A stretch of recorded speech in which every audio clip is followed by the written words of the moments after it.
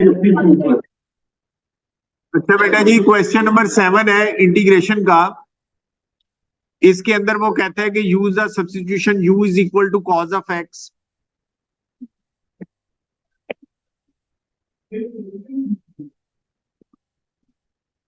इसमें सबसे पहले हम सब्स्टिट्यूशन का डेरिवेटिव लेंगे।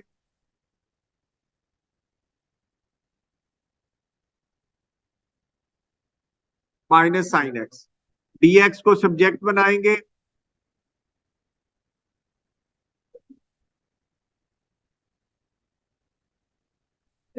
अब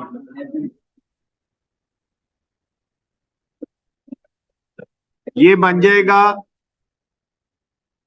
e रेज टू 2u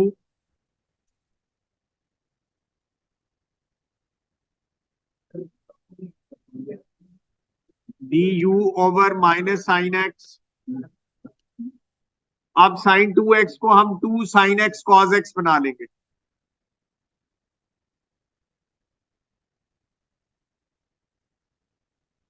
अब लिमिट चेंज करनी है। जीरो हम x की जगह पर पुट करेंगे। कॉस जीरो क्या होता है? 1।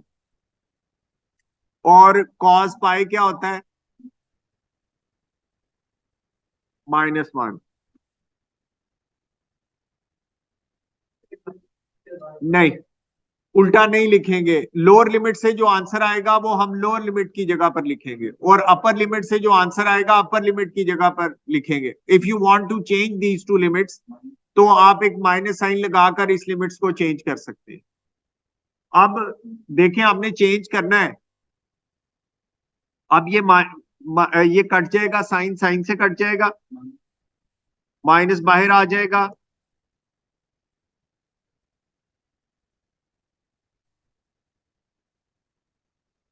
अब cos x किसके इक्वल है? u के इक्वल है। और हम जब लिमिट्स को चेंज करेंगे तो एक माइनस साइन जनरेट होगा। माइनस बाहर पड़ा हुआ है, वो उसके साथ कैंसिल आउट हो जाएगा। ये जी प्रूव हो गया। ठीक है,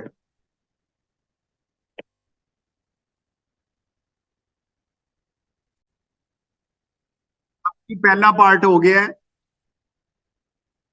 सेकंड पार्ट में कह रहे हैं कि find the exact value of this.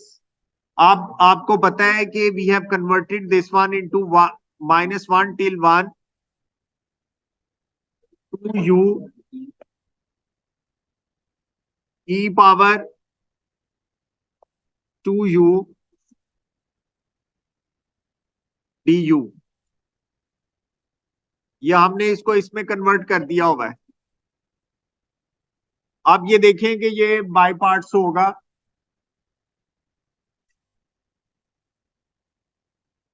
2u को एज इट इज लिखते हैं, e रेज टू 2u को हम इंटीग्रेट कर देते हैं। अब जब हम e रेज टू 2u को इंटीग्रेट करेंगे तो e raise to 2u over 2। अब अगली जो स्टेप है उसके अंदर u का डेरिवेटिव 1 हो जाएगा। Minus sine, integral sine e raise to 2u over 2। 2u का डेरिवेटिव 2। देखिए u खत्म हो गया है। हम उस फंक्शन को हमेशा एज इट इज लिखते हैं जिसका डेरिवेटिव लेने से पावर कम होती है।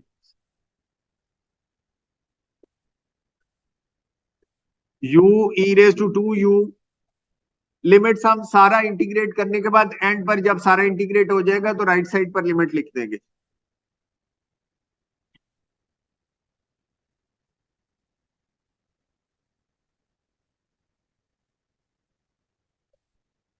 हमने उसको इंटीग्रेट कर दिया। अब इंटीग्रेशन सारी हो चुकी है, अब लिमिट अप्लाई कर दें। 1 e raise to 2 minus e raise to 2 over 2 minus -1 e raise to -2 minus e raise to -2 over 2। e raise to e square minus e square over 2 plus e raise to -2 plus e raise to -2 over 2।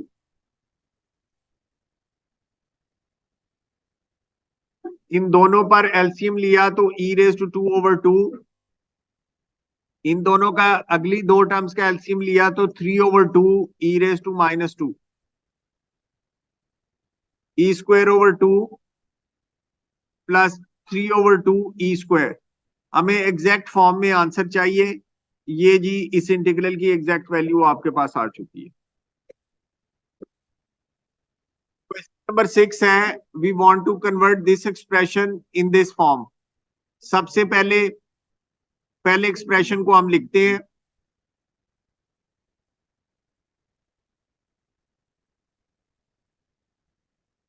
अब cos x minus 60 को open करें formula लगा के, cos a minus B वाला,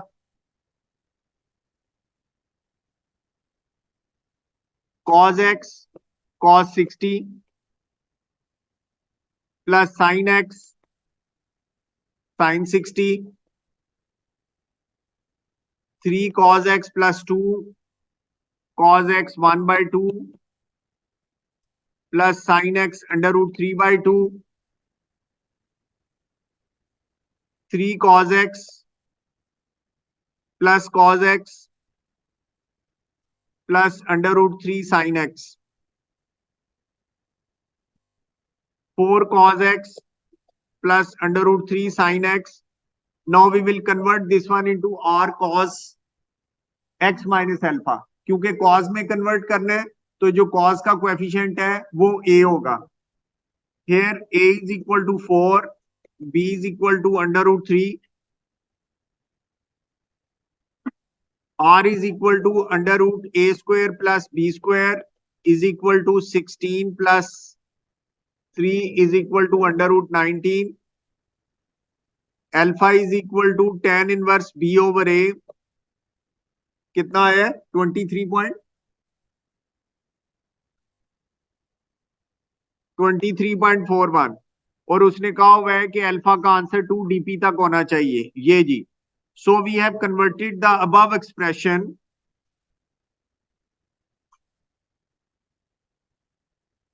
3 cos x plus 2 cos x minus 60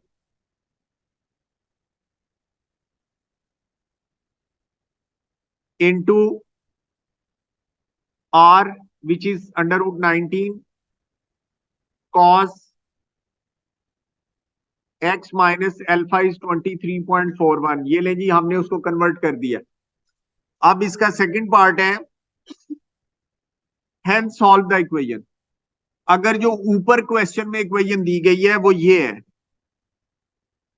3 cos x plus 2 cos x minus 60, और ये equal है √19 cos x minus 23.41।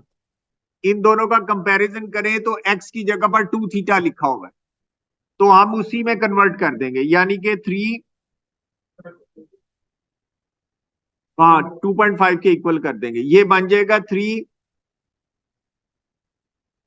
3 cos 2 theta plus 2 cos 2 theta minus 60 is equal to 2.5 है।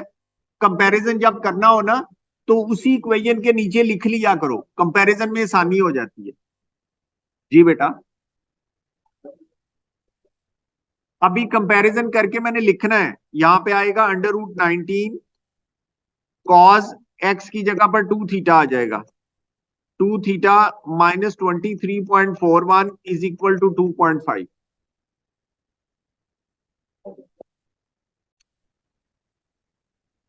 जब हमने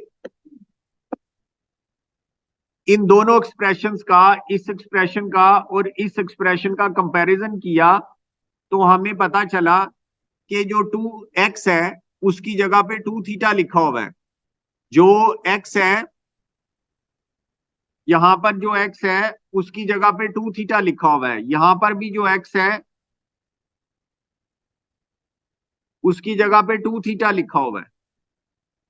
इधर देखें बेटा, x की जगह पे 2 थीटा लिखा हुआ है, तो यहां पर हम क्या करेंगे, यहां पर भी जो x है आगे उसकी जगह पर हम 2 थीटा लिख देंगे। तो ये एक्सप्रेशन क्या बन जाएगा, √19 cos 2 थीटा माइनस 23.41, ये मैंने लिखा हुआ है यहाँ पे।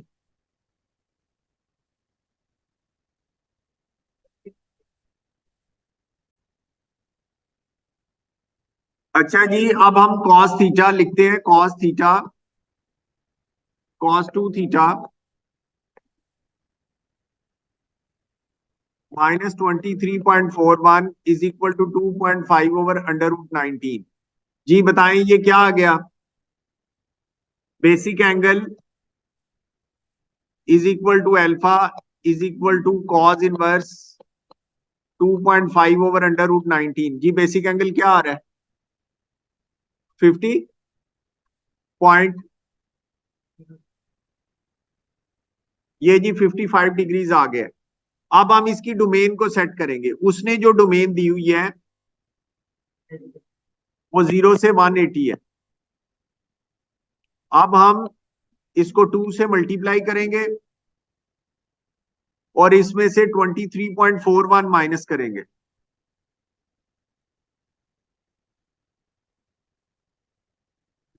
360 माइनस 23.41 कितना बनता है,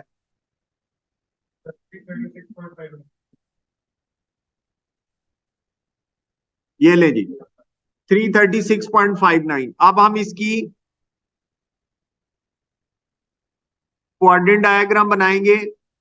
हमारी रेंज स्टार्ट हो रही है -20, 3.41, 0, 90, 180, 270 एंड 336.59 यहां से। अब कॉस पॉजिटिव कौन से दो कोऑर्डिनेट्स में है, और बेसिक एंगल 55 का बनना है, 55 और 55 इस डॉटेड लाइन से नीचे बनेगा।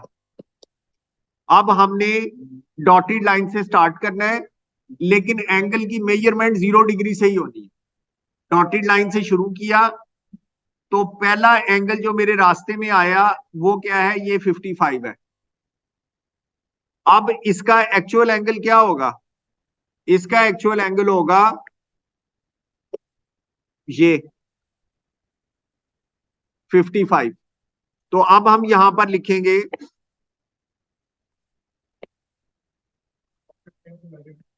डॉटेड लाइन से मेजर नहीं करना, डॉटेड लाइन से स्टार्ट करना है। मेजरमेंट हमारी एक्चुअल एंगल की 0 डिग्री से ही होनी है। Actual angle is equal to 2 theta minus 23.41 is equal to 55, और दूसरा एंगल ये बनेगा इसका, ये, और ये होगा जी 360 माइनस 55, 305। अब 55 के अंदर 23.41 ऐड करें और 2 से डिवाइड करें, आंसर क्या आ रहा है, 55 प्लस 23.41 डिवाइडेड बाय 2,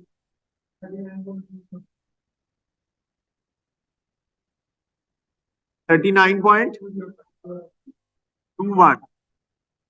अच्छा जी, और दूसरा एंगल क्या आ रहा है, 305 प्लस 23.41 डिवाइडेड बाय 2, 1। ये जी दो इसके आंसर आ गए। बेटा जी क्वेश्चन नंबर 3 है। क्वेश्चन नंबर 3 में कह रहा है कि on a sketch of an Argand diagram shade the region whose points represents complex number z satisfying the inequalities z minus 3 minus iota is less than equal to 3। सबसे पहले इसका reference point निकालें, यानी कि मॉडुलस के अंदर वाली चीज को आप 0 के इक्वल पुट करें।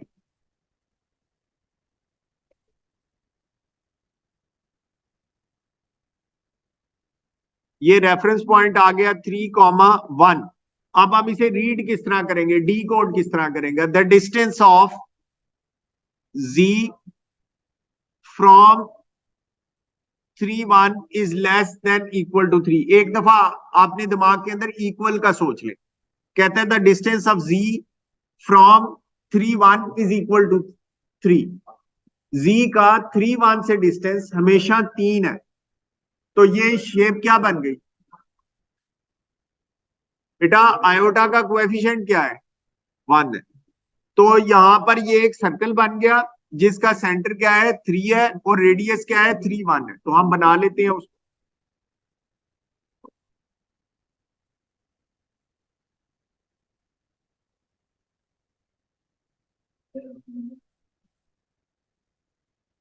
आपने दोनों तरफ यूनिट सेम रखने की कोशिश करनी है।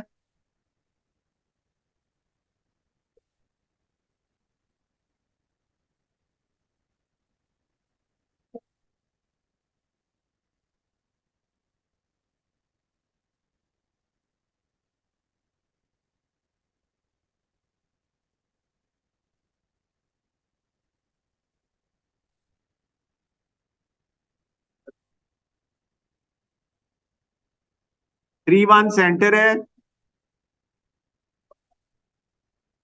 रेडियस 3 है। तो हमने 3 units right, 3 unit left, 3 unit up, 3 unit down centre से 3 पॉइंट्स, 4 पॉइंट्स लगा लेने हैं।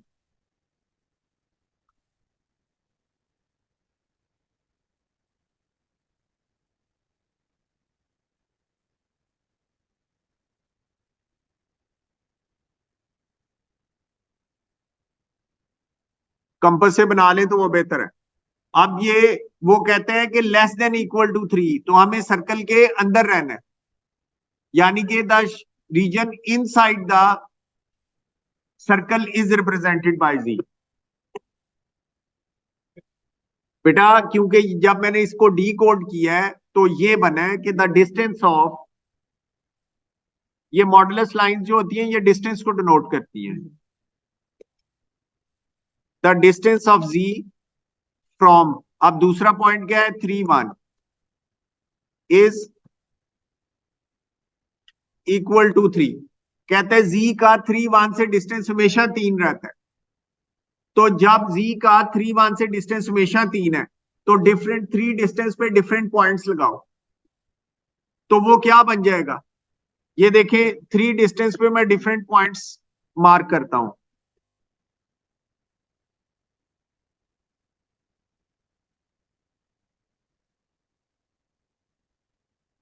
तो वो क्या शेप बन जाएगी? एक सर्कल बन जाएगा। अब हम नेक्स्ट जो वो है उसको डी कोड करते हैं लोकस को। अब हम नेक्स्ट को करते हैं। अब ये देखें कि ये सेकंड के अंदर है, राइट साइड पर मॉडुलस उसको 0 के इक्वल पुट करें, उसके इनसाइड जो एक्सप्रेशन है 4 आयोटा, इसमें रियल पार्ट 0 है, इमेजिनरी पार्ट 4 है, तो ये पॉइंट क्या बन जाएगा? 0 4।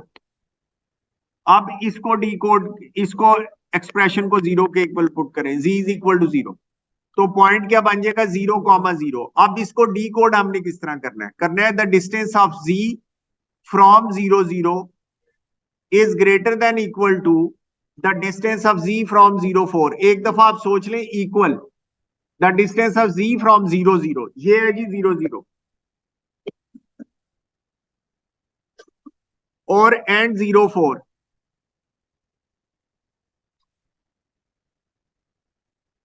ये 0 4 है। ठीक है, the distance of z from 0 0 and the distance is equal to the distance of z from 0 4। तो ये कौन सा लोकस बनेगा? परपेंडिकुलर बाइसेक्टर बनेगा। हमने इन दोनों पॉइंट इस तरह चलना है कि हमारा फासला इन दोनों पॉइंट से बराबर रहे। तो वो अगर हम परपेंडिकुलर बाइसेक्टर के ऊपर चलेंगे तो हमारा फासला इन दोनों पॉइंट से बराबर रहेगा। अब यहां पर वो कह रहे हैं पहले लोकस के अंदर के सर्कल के अंदर रहो, यहां पर वो कह रहे हैं कि 0 4 के करीब रहो, क्योंकि लेस वाला साइन 0 4 के करीब है, तो ये वाला रीजन शेड हो जाएगा।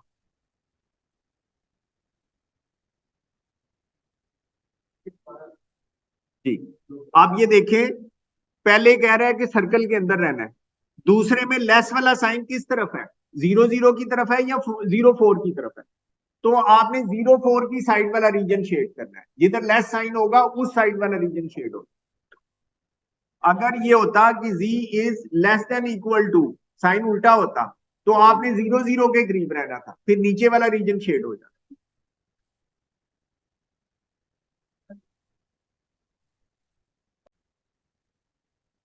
अच्छा बेटा, क्वेश्चन नंबर 8 है, कहते हैं variables x and y satisfy the differential equation dy by dx is equal to y square plus 4 divided by x bracket open y plus 4 bracket close, x is greater than 0, x is equal to 4, y is equal to 2 under root 3, solve the differential equation.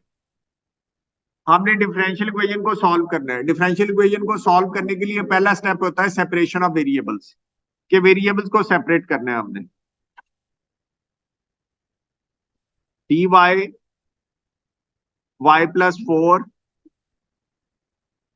y square plus 4 is equal to dx over x, दोनों तरफ integration sign लगाई। अब ये जो left side वाला expression है, इसको किस तरह सॉल्व करेंगे जी?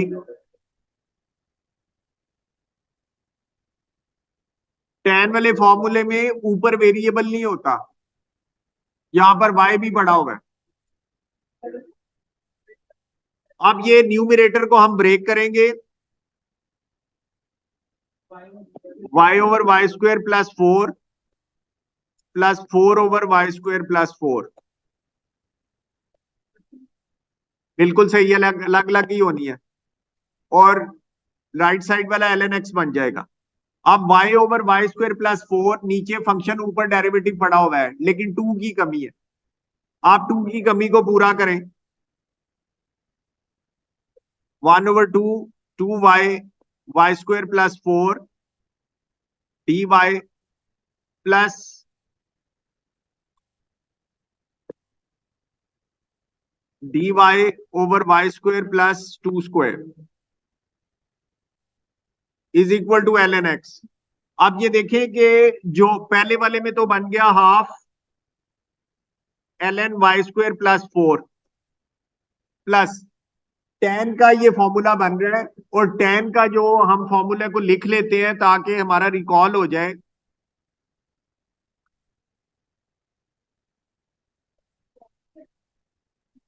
a dx over a square plus x square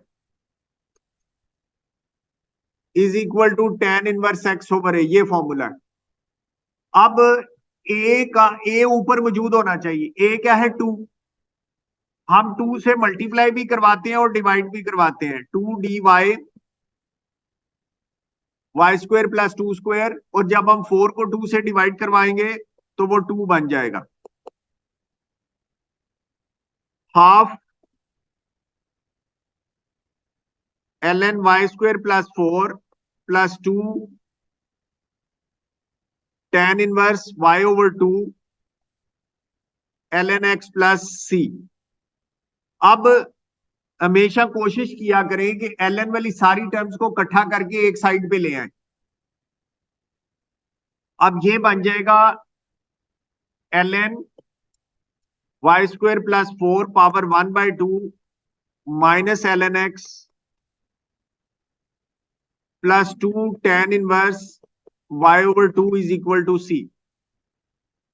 ln y square plus 4 under root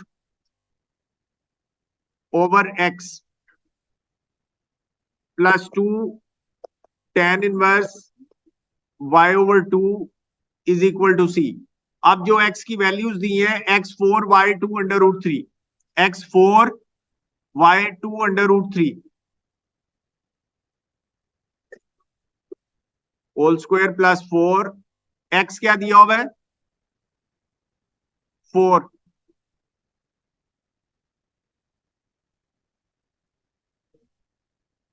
2 tan inverse 2 under root 3 over 2 is equal to c।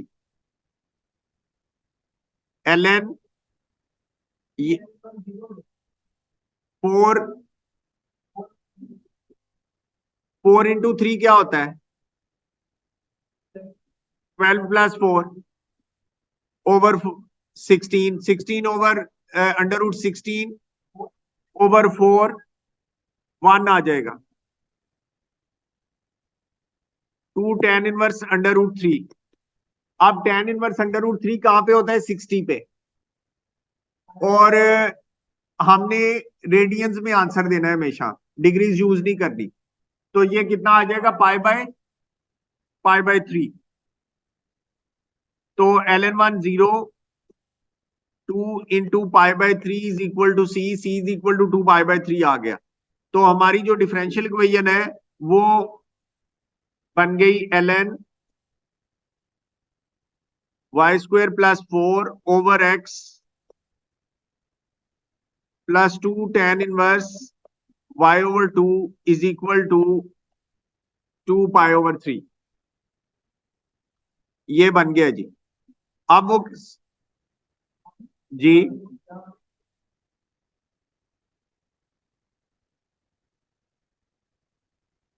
अब हम कहते हैं कि find the value of x when y is equal to 2।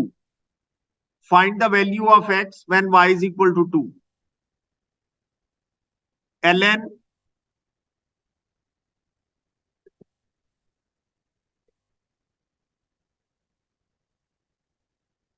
अच्छा जी, अब y2 दिया हुआ है उसने, तो यहां पर आ जाएगा 4 + 4 8 over under root x plus 2 tan inverse y2 है, सॉरी ये ठीक है 2। तो tan इनवर्स 1 आ गया 2 पाई/3।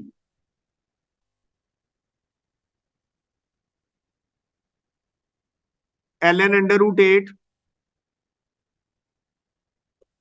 Minus ln x plus 2 into पाई/4 tan इनवर्स 1 पाई/4 होता है 2 पाई/3।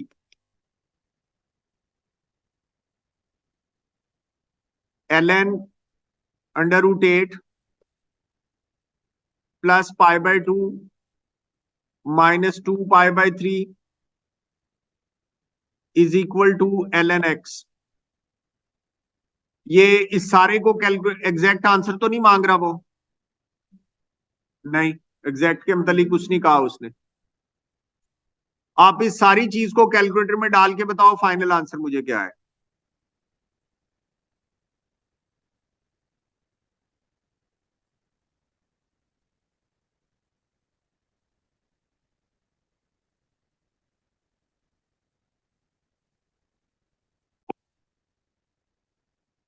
0.516 is equal to ln x e raise to 0.516 is equal to x। जी,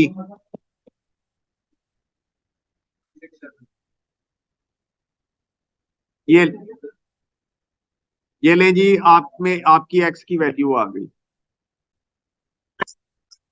की लाइन L और M की इक्वेशंस दी गई हैं, एक पॉइंट P दिया गया है। अब वो कहते हैं कि L is perpendicular to M and P lies on L। L और M परपेंडिकुलर है, तो इनके जो डायरेक्शन रेशियोज हैं उनका डॉट प्रोडक्ट 0 होगा। C-2 4 dot 2 - 3 1 is equal to 0। 2C plus 6 plus 4 is equal to 0। C is equal to -5 आ गया। अब अब वो कहते हैं पी एल के ऊपर रहता है। अगर पी एल के ऊपर रहता है तो उसको उसके अंदर पुट कर दें। अब पी की इक्वेशन क्या है, एल की इक्वेशन क्या है? X y z is equal to a plus c lambda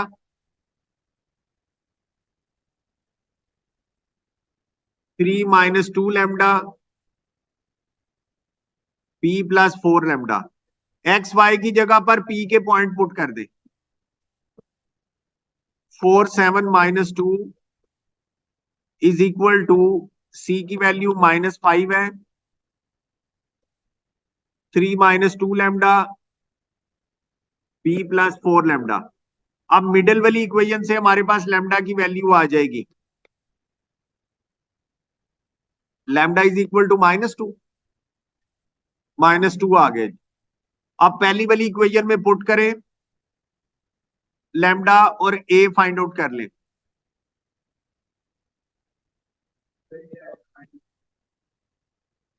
ए आ गए जी -6। अब थर्ड वाली इक्वेशन में लैम्डा पुट करके बी की वैल्यू निकाल लें।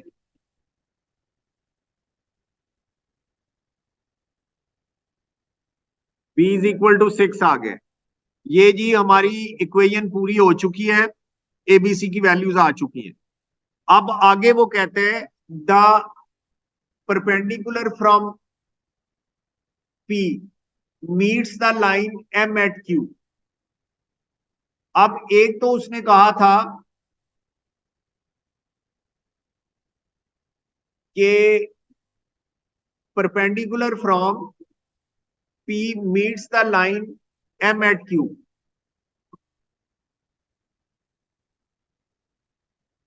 ये एम लाइन है, एम लाइन की इक्वेशन है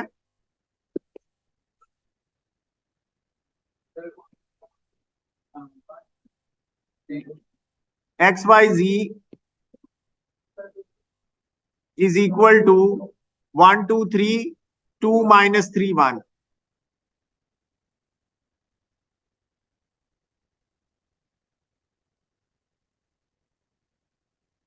और यहां पर म्यू यूज किया हुआ है।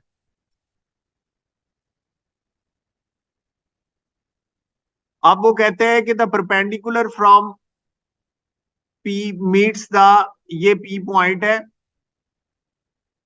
यहां से जो परपेंडिकुलर है वो लाइन एम को क्यू पर मीट कर रहा है।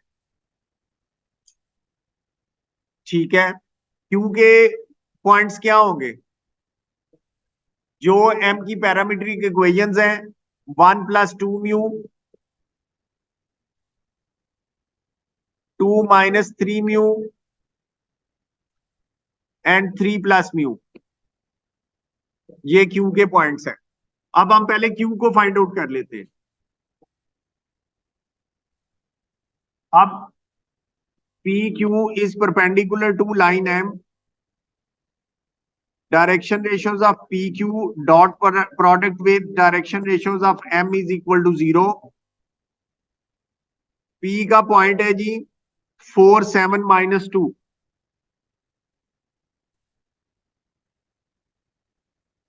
अब direction ratios of p q हो जाएंगे 1 + 2 mu -4, 2 -3 mu -7, 3 + mu + 2 dot product with m. Direction ratios of M are 2 -3 1 is equal to 0, -3 + 2 mu -5 -3 mu 5 + mu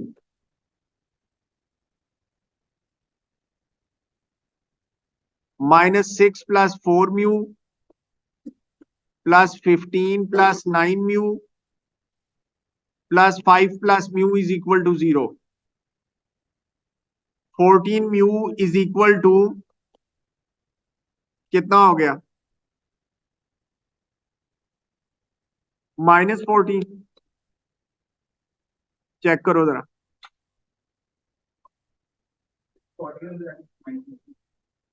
mu is equal to -1 आ गया। तो जो क्यू के कोऑर्डिनेट्स हैं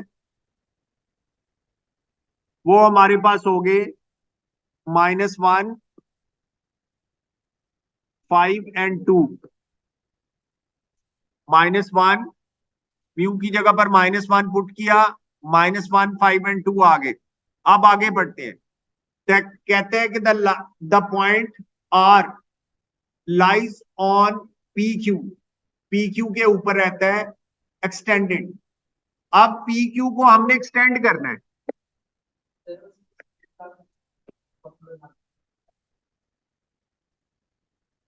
कि हमने पी क्यू लाइन को एक्सटेंड कर दिया।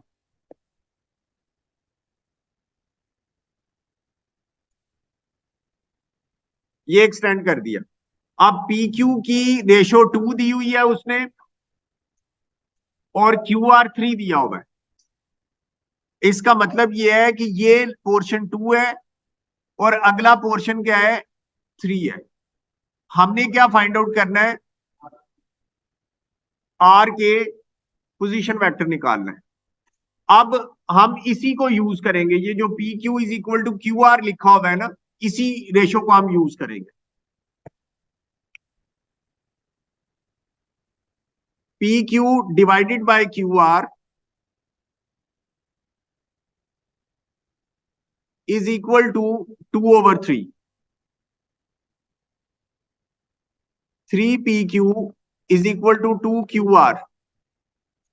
यहां से 3 OQ minus OP, 2 into OR minus OQ। 3 OQ minus 3 OP is equal to 2R minus 2 OQ। ये बन गया 5 OQ minus 3 OP is equal to 2 OR। 1/2 5/2 OQ minus 3/2 OP is equal to OR। अब OP क्या है? 47 minus 2।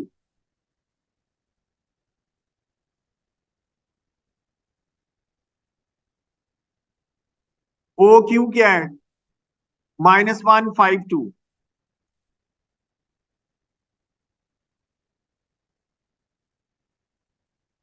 अब इसको हम simplify कर लेंगे। OR is equal to -5/2 minus 12/2 और 25/2 माइनस 21/2। 10/2 प्लस 6/2। अब ये आपके पास, इसको आप सिंप्लीफाई कर लेंगे तो ये क्या बन जाएगा? -17/2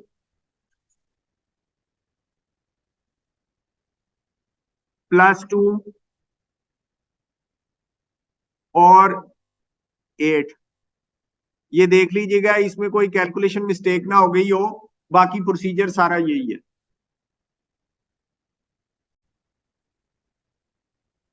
तो बेटा जी क्वेश्चन नंबर 11 के अंदर कह रहा है कि the complex number z is denoted by z is equal to 5a minus 2 iota divided by 3 plus a iota where a is an integer. It is given that the argument of z is equal to minus pi over 4. Find the value of a and hence express z in the form of x plus iota y where x and y are real. अब ये देखें कि यहाँ पर argument of z दिया हुआ है, हमने इसे यूज करना है. तो आर्गुमेंट ऑफ z निकालने के लिए आर्गुमेंट ऑफ z का फॉर्मूला होता है tan inverse y over x या b over a, imaginary part over real part. तो सबसे पहले हमें z के रियल और इमेजिनरी पार्ट को सेपरेट करने की जरूरत है. इसके लिए हम क्या करेंगे, इसको डिनोमिनेटर के कॉन्जुगेट से रैशनलाइज कर देंगे.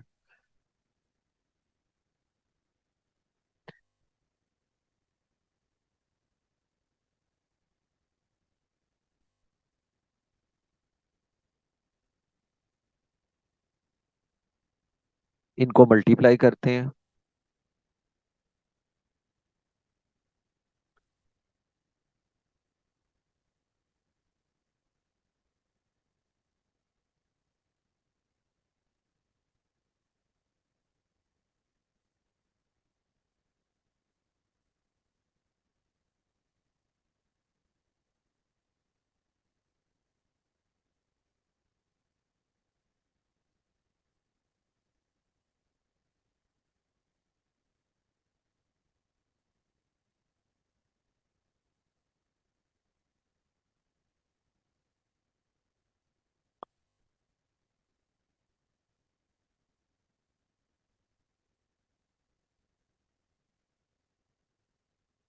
आयोटा स्क्वायर -1 होता है, ये -2a बन जाएगा. 13a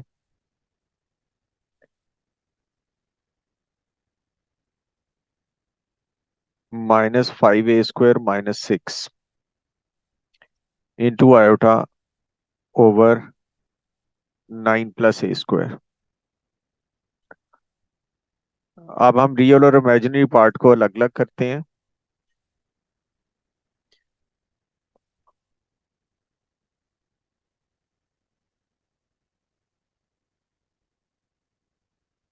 इंटू आयोटा, ये लिख दिया हमने। अब ये देखें कि अब हम इसका आर्गुमेंट निकालते हैं। Argument of z is equal to tan inverse y over x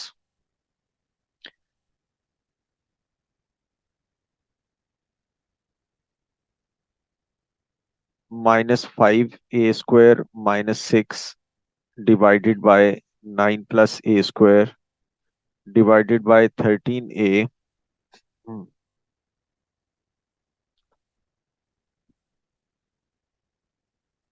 divided by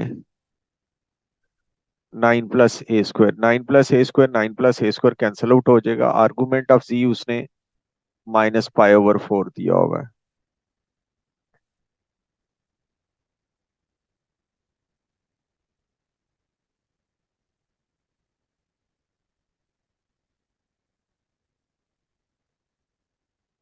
ten को tan इनवर्स को लेफ्ट साइड पे शिफ्ट कर दें।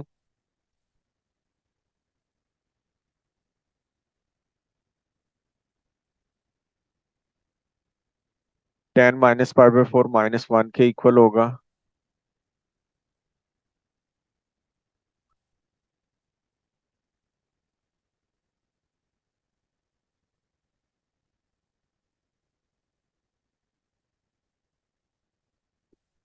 ये बन गया जी 5a² -13a +6 is equal to 0। Middle term इसकी ब्रेक करें, 10 और 3 से होगी।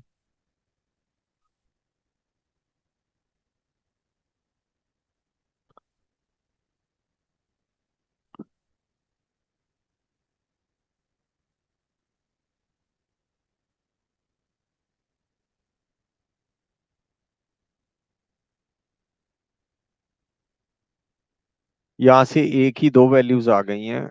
एक आ गई 3/5 और दूसरी आ गई 2। अब उसने ऊपर दिया हुआ है कि a इज एन इंटीजर, तो फर्स्ट वैल्यू को हम नॉट एप्लीकेबल कर देंगे और second value is the required one. तो अब हमने इसको लिखना है x + की y की फॉर्म में, क्योंकि उसने कहा हुआ है कि express z in the form of x + y। अब इस वाले एक्सप्रेशन के अंदर हम जो है एक ही वैल्यू को पुट करते हैं।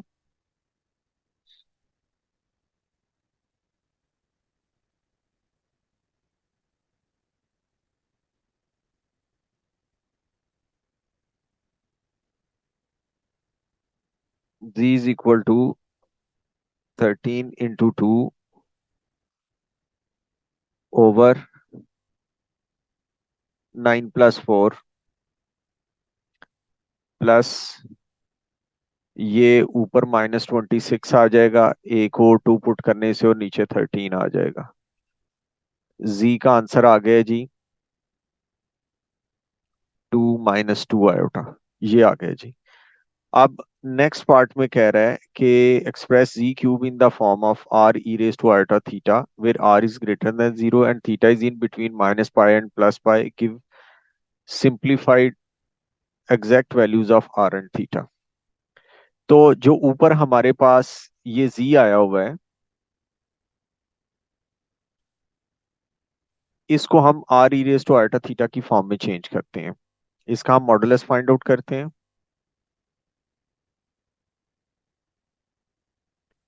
ये आ गया जी √8। उसके बाद हम इसका आर्गुमेंट निकालते हैं। आर्गुमेंट ऑफ z उसने पहले ही दिया हुआ है -π/4। तो z बन गया जी √8।